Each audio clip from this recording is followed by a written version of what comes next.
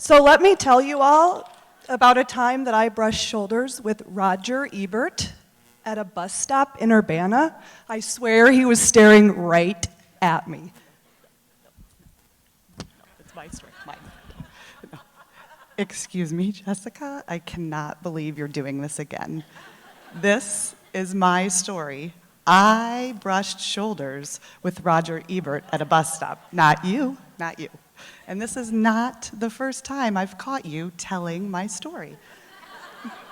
I'm going to be nice about it this time, because I love you. Go ahead and go take a seat over there and let me tell my story.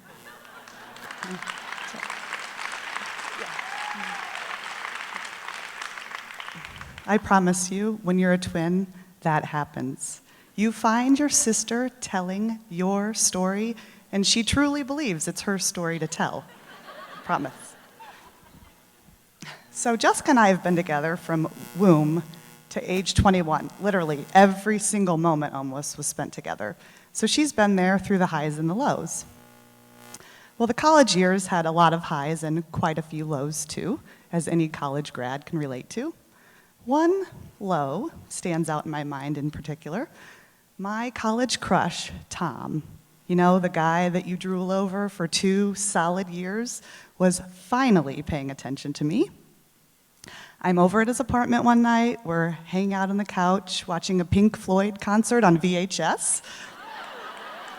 It was hot, it was hot. Yeah, it was.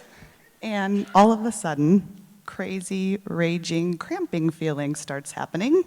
I am going to have explosive diarrhea in Tom's bathroom. Yeah.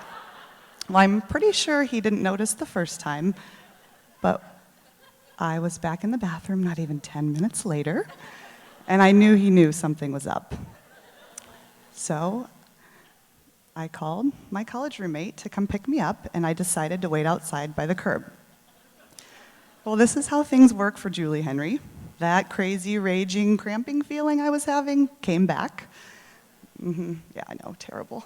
And I am not about to go and knock on Tom's door, and I am certainly not going to shit my pants. Not gonna do it. Not gonna do it. So, my only other option is to drop my pants and squat behind a tree. I know, this is the worst. On the corner of First and Armory. Yeah. Yeah. I know. Terrible, terrible. I was horrified, as you can imagine. I can tell by your freak out moment there too. I was horrified. So I get my sister the next day. I drag Jessica back and we recreate the scene. We're circling around the block in our 96 Oldsmobile Achieva, looking from every possible angle. And she keeps reassuring me that there is no way that Tom saw my explosion. It kind of went something like this. I was in a panic. I'm like, oh my gosh, Jessica, please tell me. Like, here's me. I'm squatting right here. Here's my ass. And there's his bedroom window. Are you sure? There's no way he saw me. Terrible. And each time, Jessica would reassure me that there was no way and no reason for me to hang my head the next time I saw Tom in the lecture hall. Hey, what are twins for if they can't take you back to your shitting scenes and tell you everything's going to be okay? Thanks, Jess. Well, I'm just going to say I'm so thankful that Tom never called me back because I never would have met the love of my life, Marshall. He's one of the one guys at the show tonight, so mwah, love you, babe. Well, as the years have passed, as I've become an adult, I've realized that Jessica and I really do have a special bond, shit and all.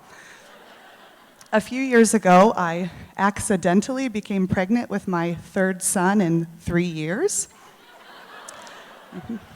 When unbeknownst to me, my IUD went missing. Yeah. Well, Jessica and my older sister Janelle and my mom did the best they could to be supportive of Marshall and I during this unexpected time. And I'm going to be generous here. It took Jessica maybe a big whopping 24 hours before she started in with the jokes, as only a twin can. I would call her and she'd pick up the phone and she'd say, "Are you kidding me? Whose IUD just falls out without them knowing? What is wrong with your vagina? Yeah. You, yeah. Rude. Stop it, stop. When life is less than perfect, and it is for everyone, I know I can always count on Jessica.